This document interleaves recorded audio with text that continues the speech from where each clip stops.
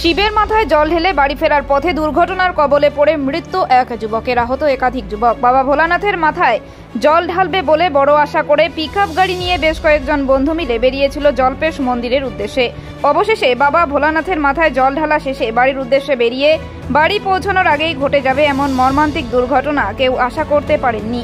মাঝ রাস্তায় বোলবুমের পুণ্যার্থী বোঝাই পিকআপ গাড়ি নিয়ন্ত্রণ হারিয়ে রাস্তার মাঝেই উল্টে যায়, যার ফলে পিকআপ গাড়ি নিচে চাপা পড়ে আহত হয় বেশ কয়েকজন যুবক এবং সূত্র মারফত জানা গিয়েছে একজন যুবকের মৃত্যু হয়েছে বলে। তবে বাবা ভোলানাথের মাথায় জল ঢেলে বাড়ি ফেরা হলো না আর মৃত যুবকের, যদিও সেই যুবকের নাম পরিচয় জানা যায়নি এবং ঘটনার সূত্রে জানা গিয়েছে ঘটনাটি ঘটেছে পাহাড়ের মিরিক সংলগ্ন এলাকায়। ঘটনার খবর পেয়ে ছুটে আসেন মিরিক থানার পুলিশ এবং আহতদের উদ্ধার করে পাঠানো হয় পার্শ্ববর্তী একটি বেসরকারি হাসপাতালে। পুরো ঘটনার তদন্তে পুলিশ। আরে